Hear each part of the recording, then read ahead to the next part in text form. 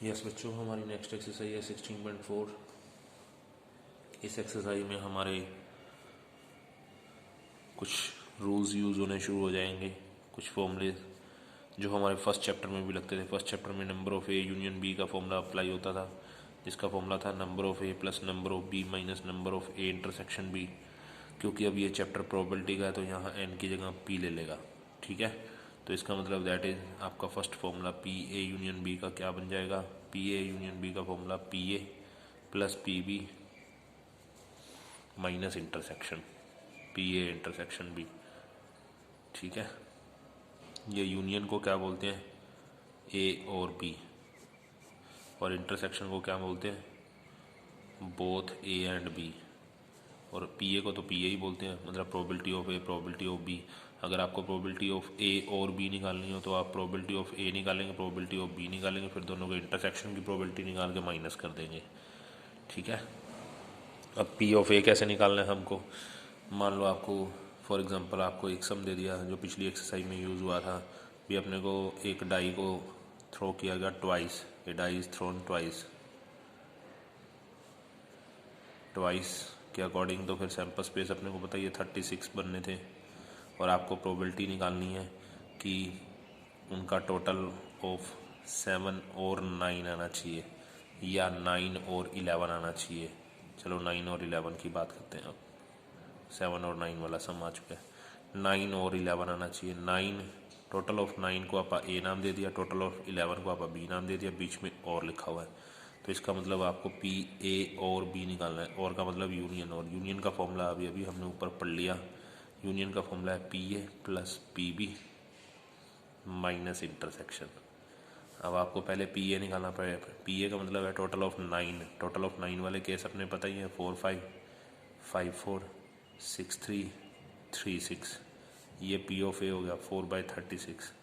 Total of 11 वाले एक तो 5 6 है और एक 6 5 है, ऐसे हमारे 2 ही केस है 2/36। फिर दोनों में कॉमन ढूंढा करो, कॉमन कोई है, अगर दोनों में कॉमन कुछ नहीं है तो इंटरसेक्शन पाई होगा। और इंटरसेक्शन पाई कब होता है, when A and B are mutually exclusive event पे।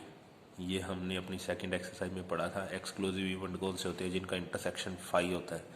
तो आपको पी ए भी मिल गया, पी बी भी मिल गया, इंटरसेक्शन आप ढूंढ भी लिया कॉमन। वैसे भी हम लोगों को पता ही है अभी टोटल ऑफ 9 और 11 में 9 वाले अलग होंगे कि 11 वाले, दोनों ऐसे केस तो होंगे नहीं जो कॉमन में आ जाए।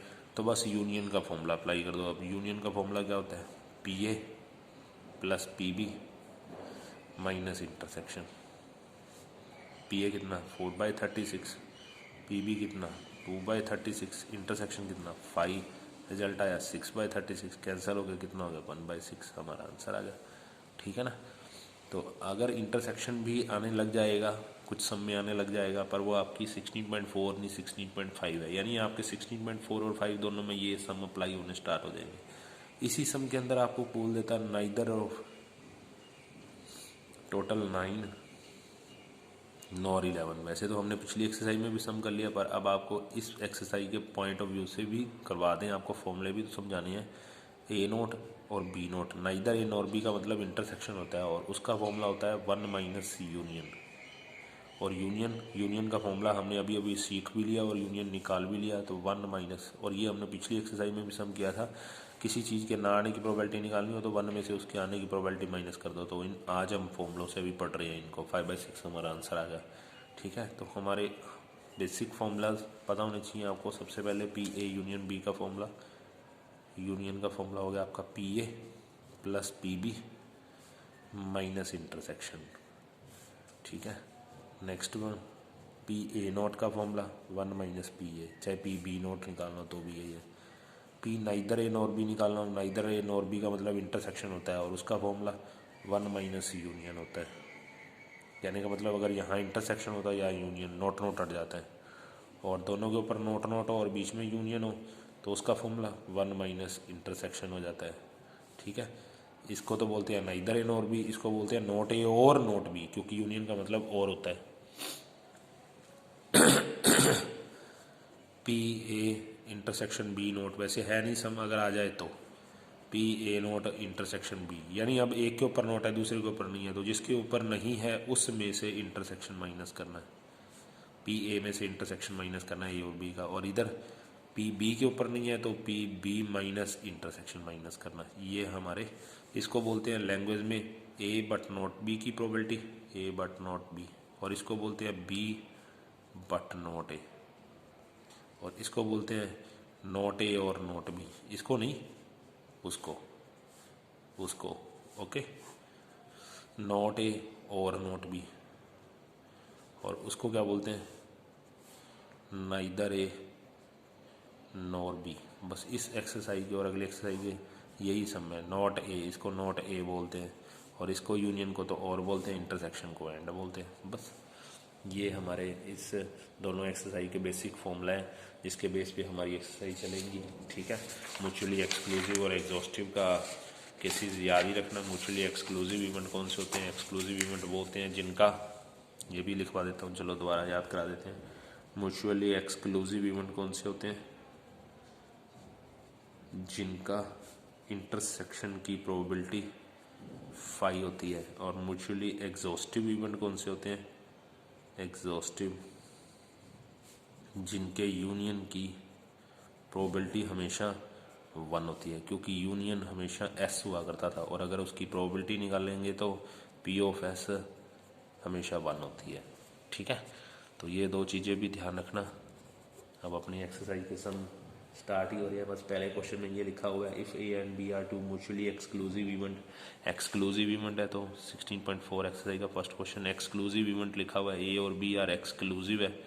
एक्सक्लूसिव का मतलब आपको बता ही दिया, जिनका इंटरसेक्शन की प्रोबेबिलिटी 5 है, यानी आपको इंटरसेक्शन की वैल्यू तो मिल गई। और पी ए अपने को दे रखा है 0.4, पी बी दे रखा है अपने को 0.5, पी ए अपने पास 0.4 है, पी बी अपने पास 0.5 है, और अपने को फाइंड क्या करना है? पहला पार्ट फाइंड करना है अपने को पी ए यूनियन बी। तो यूनियन का फॉर्मूला पता होना चाहिए आपको। यूनियन का फॉर्मूला क्या होता है? P A plus P B minus intersection. P A कितना है?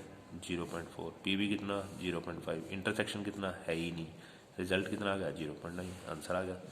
दूसरे पार्ट में क्या करना है? P A note, P A note का फॉर्मूला 1 माइनस पी ए, यानी 1 माइनस 0.4 यानी 0.6 आ गया। तीसरे पार्ट में क्या करना है?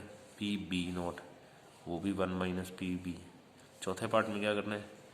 चौथे पार्ट में निकालना है नाइदर ए नॉर बी, दोनों के ऊपर नोट नोट है और इंटरसेक्शन का साइन है तो उसको नाइदर ए नॉर बी बोलते हैं, और इसका फॉर्मूला दोनों के ऊपर नोट नोट हट जाते हैं और यूनियन का, यानी ये इंटरसेक्शन वाला यूनियन बन जाता है। और यूनियन की वैल्यू हमने ऊपर निकाल ली है, 0.9 आई पड़ी है, रिजल्ट आ गया 0.1। आगे समझ? ऐसे ही हमारा सेकंड थर्ड सम देखो, A and B are mutually exclusive and exhaustive, दोनों है, एक्सक्लूसिव भी है एंड एग्जॉस्टिव भी है। एक्सक्लूसिव का मतलब आपको बता ही दिया कि इंटरसेक्शन की प्रोबेबिलिटी 5 है, और एग्जॉस्टिव का मतलब यूनियन की प्रोबेबिलिटी 1 है, यानी यूनियन और इंटरसेक्शन दो तो मिल गए, और पी भी अपने को 2 पी ए भी दे रखा है, ट्वाइस ऑफ पी ए। ठीक है, और फाइंड क्या करना है? पी ए करना है। बस अब जो फॉर्मूला लगा दो, बिकॉज यूनियन का फॉर्मूला क्या होता है? यूनियन का formula P A plus P B minus intersection. P A कितना है पता नहीं, दे ही नहीं रखा, पी बी पता तो है पर in term of P A ही है, इंटरसेक्शन 5 है, यूनियन 1 है।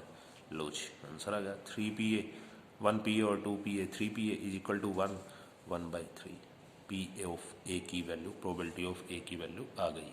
ठीक है, आगे बात समझ। ऐसे सब हमारे वर्ड प्रॉब्लम में भी स्टार्ट हो गए, मतलब अभी तक तो आपको सब कुछ मिल रहा था पी ए और पी बी, अब आपको बनाना भी पड़ सकता है। जैसे कि सम नंबर 6 में बोल रहा है कि, या 5th में बोल रहा है card is drawn from 52 card, probability निकालनी है king of diamond, queen of heart. Sum number 5 है, एक कार्ड इज ड्रॉन, एक कार्ड निकाला गया फ्रॉम 52 से, प्रोबेबिलिटी निकालनी है किंग ऑफ डायमंड और queen of heart. King of diamond को ए का नाम दिया गया, क्वीन ऑफ हार्ट को बी का नाम दिया गया, बीच में और लिखा हुआ है। पी ए और बी का फॉर्मूला यानी कि पी ए और बी मतलब यूनियन हो गया। और यूनियन का फॉर्मूला क्या होता है? यूनियन का फॉर्मूला हमारा P A plus P B minus intersection. P A कितना है? किंग ऑफ डायमंड, तो पहले पी ऑफ ए निकाल लो। किंग ऑफ डायमंड कितना आएगा? डायमंड के किंग, डायमंड इसको बोलते हैं अपन, उसका किंग एक ही होता है तो 1/52। क्वीन ऑफ हार्ट वो भी हमारे पास एक ही है 1/52। तो दोनों में कॉमन कोई है ही नहीं, क्योंकि वो तो किंग का कार्ड है, वो क्वीन का कार्ड है, यानी कि साफ साफ पता चल रहा है इंटरसेक्शन तो 5 है। तो बस आप सारी वैल्यू डाल लो 1/52 1/52 और इंटरसेक्शन 5, रिजल्ट आ गया 2/52, कैंसिल करके 1/26।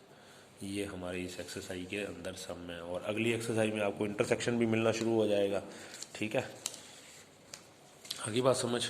नेक्स्ट देखो, जैसे कोई एक और सम देखो 10th क्वेश्चन। अच्छा, एक चीज़ बतानी रहेगी आपको, वो ये थी कि अगर आपको दे रखा हो कि ऑड इन फेवर किसी इवेंट का ऑड इन अगेंस्ट दे रखा हो तो उस टाइम प्रोबेबिलिटी कैसे निकालते हैं। ठीक है ना, वो रह गया बताना, वो बताते हैं आपको। वो हमारी सेकंड एक्सरसाइज, थर्ड एक्सरसाइज में ही आना था, क्योंकि उसके बेस पे हमारा 9 10 सम स्टार्ट हो जाएगा। ठीक है, जैसे किसी फॉर एग्जांपल किसी इवेंट की प्रोबेबिलिटी दे रखी है आपको m/n। ठीक है, और आपको कह दिया कि ऑड इन फेवर निकालो इसके लिए, odd in favour of event E के लिए, तो वो उसका फॉर्मूला होता है m/n-m। ये जो आंसर आएगा वो रेशियो में लिखा जाएगा।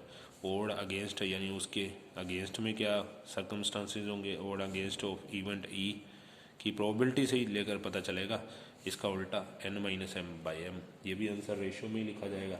अब इसका उल्टा, इफ़ रेशियो गिवन, अगर आपको रेशियो गिवन हो m1 रेशियो m2 गिवन हो ऑड इन फेवर में, ऑड इन फेवर में, तो देन प्रोबेबिलिटी निकालने का फॉर्मूला m1 में दोनों का प्लस होता है, ऑड अगेंस्ट में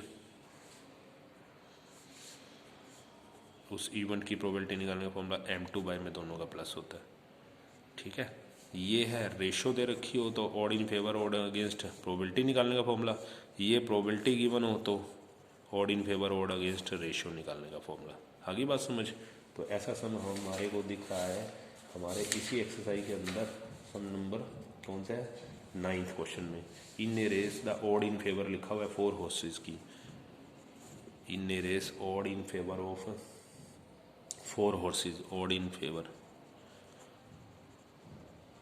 of horse A B C D. कितना कितना रेशियो दिया हुआ है 1:3, 1:4, 1:5 एंड 1:11। तो उस टाइम प्रोबेबिलिटी निकालने का फॉर्मूला हॉर्स ए के लिए ऑड इन फेवर, ये लिखा पड़ा देखो, ऑड इन फेवर। अगर रेशियो गिवन हो तो ऑड इन फेवर निकालने का फॉर्मूला m1 में दोनों का प्लस होता है। m1 कितना है यहाँ 1 है, दोनों का प्लस यानी 1 दोनों का प्लस, 1 और 3 4 ही होता है। हॉर्स बी के लिए विनिंग के लिए प्रोबेबिलिटी 1 दोनों का प्लस, हॉर्स सी के लिए 1 दोनों का प्लस, और हॉर्स डी के लिए कितना बन गया 1 दोनों का प्लस। ये हॉर्स ए के विनिंग की रेस के अंदर हॉर्स ए के विनिंग की प्रोबेबिलिटी है, ये हॉर्स बी के विनिंग की प्रोबेबिलिटी है, हॉर्स सी की विनिंग की प्रोबेबिलिटी है, हॉर्स डी की विनिंग की प्रोबेबिलिटी है। ठीक है, आगे सब में कह रहा है assuming that a dead heat, यानी कि एक बार में सिर्फ एक ही विनर हो सकता है। Find the chance that one of them will win the race, will win the race. One कौन, या तो ए विन होगा या बी विन होगा या सी विन होगा या डी विन होगा।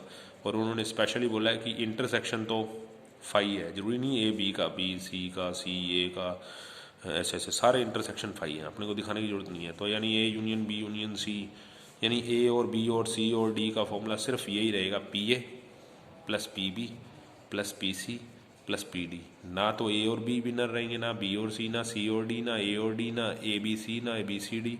उन्होंने स्पेशल बोल दिया कि एक बार में सिर्फ एक ही विनर होना चाहिए, यानी कॉमन कुछ नहीं आएगा।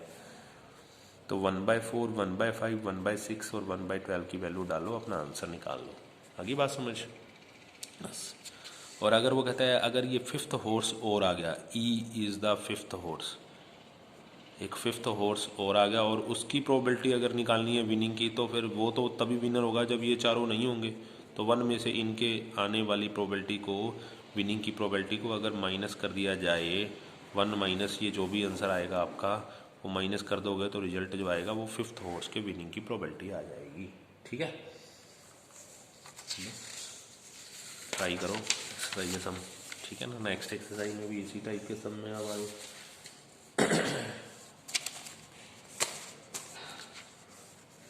जैसे इसी एक्सरसाइज का वैसे एक और सम करते हैं। इसी एक्सरसाइज का सम नंबर 15 है। A class consist of 10 boy and 8 girls. A committee of 3 student, 3 student select करने हैं आपको। Committee of 3 student is committed constitute, यानी सिलेक्ट करने हैं। प्रोबेबिलिटी नहीं, at most 1 girl.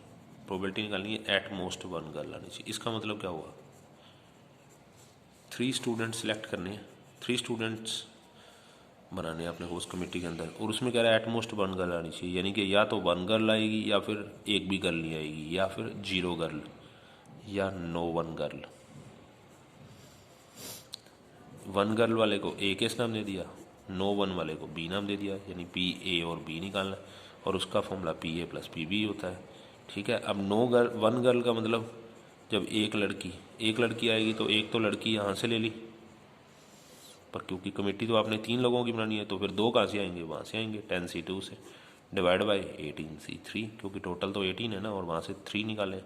P B की प्रोबेबिलिटी जब नो 1 गर्ल, यानी लड़की लेनी ही नहीं है, एक भी, एटमोस्ट का मतलब होता है ज़्यादा से ज़्यादा एक लड़की, या तो एक लड़की या फिर एक भी नहीं, तो एक लड़की वाला केस पी ए हो गया, एक भी ना का वो पी बी हो गया। जब एक भी लड़की नहीं आएगी तो फिर सारे के सारे लड़कों से आएंगे, तब क्या होगा 10C3 डिवाइड बाई 18C3, बस दोनों का प्लस करके छोड़ दो। और इस केस में हमारा इंटरसेक्शन कुछ नहीं होता, क्या पता कौन से लड़के आएंगे, यहाँ पर 2 लड़के कौन से आएंगे और वहाँ कौन से आएंगे, तब आपको सिस्टम सही तरीके से ना पता हो तो इंटरसेक्शन 5 होता है।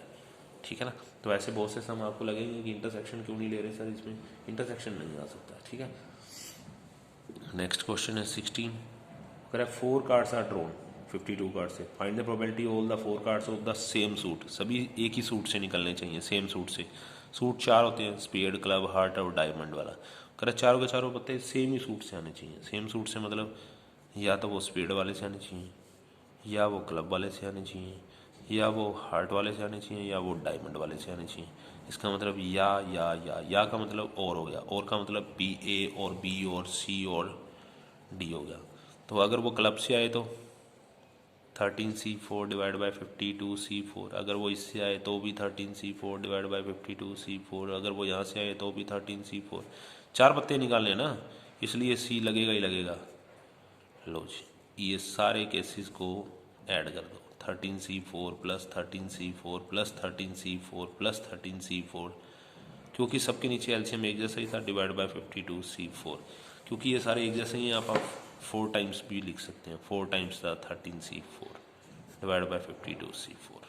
ठीक है, ओके, कंप्लीट। एक्सरसाइज कंप्लीट कर दो इस एक्सरसाइज को भी, और नेक्स्ट एक्सरसाइज के भी सब ऐसे ही हैं, उसमें भी यही फॉर्मूला लगना है। नेक्स्ट लेक्चर में देखेंगे।